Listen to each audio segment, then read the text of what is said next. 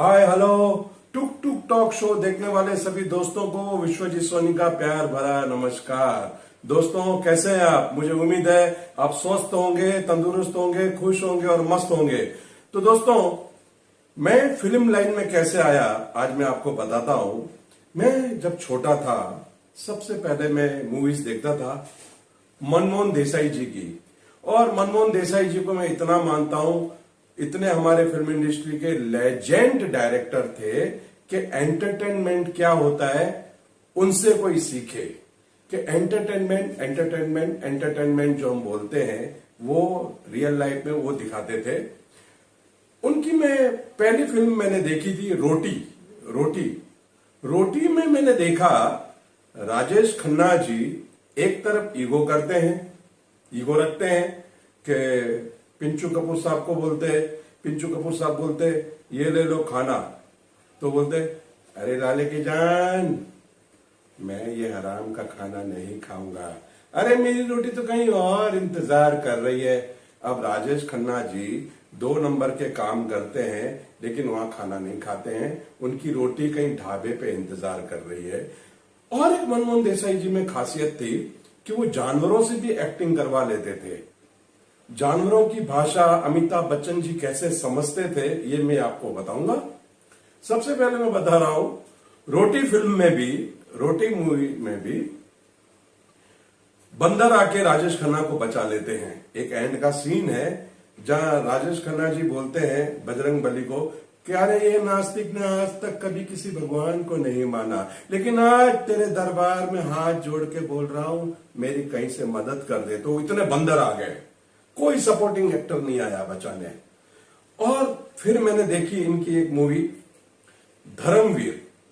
धर्मवीर में जीवन साहब बोलते हैं मेरा पहला भांजा मेरी मौत का सामान, बच्चे को फेंकते हैं और बाज कहीं से आके चुड़ चुड़ चुड़ चुड़ चुड़ करके बच्चे को उठा के ले जाता है। और हमने तालियां बजाई, लोग तालियां बजाते थे, क्या बात है। अब वो बात जो है इतना एंड तक साथ देता है वो पूरे परिवार का। मतलब अब मैं समझ नहीं पाया कि उसमें धर्म जी हैं, धर्मवीर में जितेंद्र साहब, जीवन साहब, प्राण साहब, लेकिन बाज जब भी आता है लोग तालियां सीटियां बजा रहे हैं कि हीरो कौन था, बाज था या ये सब थे। फिर मैंने इनकी मूवी देखी चाचा भतीजा। उसमें जीवन साहब को एक कुत्ते से प्यार हो जाता है, वो कुत्ता फोटो में आता है। और जो धर्म जी के बचपन का रोल कर रहे थे सत्यजीत जी, उनको भी एक कुत्ता बचा लेता है। फिर मैंने उनकी एक देखी फिल्म मर्द। मर्द का एक किस्सा और बताऊं। बच्चन साहब एक कलश में चिट्ठी और हस्तियां डालते हैं और समुंदर में डुबाते हैं। अब ये आपको मैं एक बात बताऊं, अगर यही कलश आप बाल्टी में डालोगे तो डूब जाएगा, लेकिन ये मनमोहन देसाई साहब का कलश था जो ना वो डूबेगा, न अपने हीरो को डूबने देगा, न फिल्म को डूबने देगा। वो कलश अर्पण करते हैं समुंदर में और बोलते हैं गंगा मैया ये कलश मेरी मां कहीं भी है वहां तक पहुंचा देना और उसे कहना कि उसका बेटा दुर्गा मां के मंदिर में उसका इंतजार कर रहा है। गंगा मैया। अब वो कलश पता नहीं कहां से नालों से, नहर से, नदियों से, तालाब से गुजरते गुजरते अंग्रेजों के यहां पहुंच जाता है जहां निरूपा रॉय जी और सत्यन कपूर जी दोनों काम कर रहे हैं और कलश बराबर उनके हाथ में पहुंचता है। और वो लोग खोल के देखते हैं तो चिट्ठी भी गिली नहीं होती है। इतना फास्ट कोरियर सर्विस तो आज के जमाने में भी नहीं मिलेगा आपको। और उसमें लिखा हुआ रहता है, सत्यन कपूर जी बोलते हैं जा बहन तेरा बेटा दुर्गा मां के मंदिर में इंतजार कर रहा है और मैं इन कुत्तों को संभालता हूं। अब निरूपा रॉय जी वहां से भागती है, अंग्रेज उसके पीछे पीछे भागते हैं। वहां एक तरफ गाना चल रहा है, दुर्गा मां के ऊपर एक गाना चल रहा है और निरूपा रॉय जी भाग रही है और अंग्रेज भाग रहे हैं पीछे। अब एक नदी आ जाती है, निरूपा रॉय जी देखती है कि पीछे अंग्रेज है, आगे नदी है, अब मैं क्या करूं। पब्लिक भी सोचती है अब कौन बचाने आएगा। शायद बच्चन साहब वो मंदिर छोड़ के आ जाएंगे बचाने, या कोई और आ जाएगा, लेकिन नहीं, वहां भी एक जानवर आता है, यानी कि टाइगर, शेर। वो आता है, निरूपा रॉय जी को पकड़ के ले जाता है और नहर पार करवाता है, और निरूपा रॉय जी हाथ जोड़ती है, वो शेर भी पकड़ के हाथ जोड़ता है। क्या बात है। और मर्द पिक्चर की और एक बात बताऊं, दारा सिंह जी, दारा जी रस्सी फेंक के प्लेन को पकड़ते हैं और प्लेन को वैसा बांधते हैं रस्सी के खूंटे पे, खूंटे से रस्सी को बांध देते हैं और प्लेन रुक जाता है। मैं तो बोलता हूं हम एक बैल को नहीं बांध सकते ऐसे, लेकिन वो दारा जी थे और मनमोहन देसाई जी का हाथ था पीछे, कुछ भी बता सकते थे वो। ऐसा लेजेंड डायरेक्टर मैंने आज तक नहीं देखा। फिर मर्द पिक्चर में बच्चन साहब घोड़े से बात करते हैं, आपकी घोड़ी हो गई है जवान, इससे पहले कि इसके पैर डगमगा जाए इसकी शादी कर दीजिए, मैं तो बोलता हूं कन्यादान कर दीजिए। घोड़ा उसकी बात कैसे समझ रहा है ये पता नहीं। और एक बार धोबी घाट में कुत्ता आता है और बच्चन साहब टेंशन में होते हैं और वो कुत्ता आके बोलता है, क्या कहो, रूबी ठीक है? और भाई लोग ये कह रहे हैं रूबी ठीक हो गई है। बच्चन साहब उसकी भाषा समझ लेते हैं। और फिर जब बच्चन साहब मर्द फिल्म में एक दलदल में गिर जाते हैं, अब वहां पब्लिक टेंशन में, सब टेंशन में, ऑडियंस सोचती है क्या होगा। इस फिल्म में तो ना ऋषि कपूर जी हैं, ना विनोद खन्ना जी हैं, बच्चन साहब को कौन बचाएगा, अकेले सोलो बच्चन साहब काम कर रहे हैं, सब टेंशन में। लेकिन मनमोहन देसाई का दिमाग देखो कैसे काम करता है। दलदल में कुत्ता जो है, डॉग, वो घोड़े का लगाम लेके दलदल में कूदता है और बच्चन साहब उसको पकड़ते हैं। यहां से कैमरे पे दिखाया कि टांगा चल रहा है और यहाँ कुत्ता उनको लेके जा रहा है और पीछे से बैकग्राउंड म्यूजिक है, बैकग्राउंड गाना है, जाको रखे साइया मार सके न कोई, बाल न बाका कर सके जो जग बैरी होए। लोगों ने तालियां सीटियां बजाई, वाह वाह क्या बात है, क्या बात है। ये मर्द मूवी। अब अमर अकबर एंथोनी, वो तो सबको पता है कि 3 लोगों ने खून चढ़ाया अमर अकबर एंथोनी। वो इसलिए कि टाइटल रजिस्टर करना था। क्या नाम है तुम्हारा? Amar Akbar Anthony, Anthony, Anthony.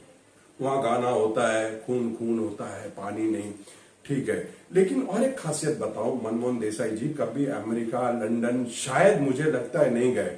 उनके बच्चे बचपन में बिछड़ जाते थे नेशनल पार्क पे और जवानी में मिलते थे चाइना क्रिक पे। बस फिल्म का एंड है ना।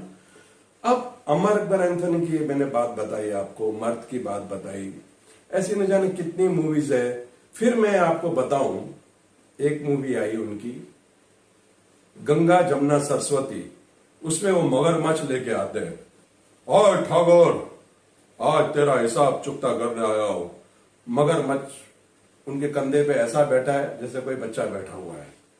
मतलब इतना जानवरों को इजी ले लेते थे। फिर एक मैंने फिल्म देखी कूली, उसमें भी एक बाज था। कूली में सुरेश ओबेरॉय जी पिस्तौल निकालते हैं और वो बाज जो है पिस्तौल लेके बच्चन साहब के पास जाता है और हाथ में बैठता है और कुछ बोलता है, ऐसा क्या, ऐसा क्या, चल देखते हैं। पता नहीं कैसे ये एक दूसरे की भाषा समझते थे।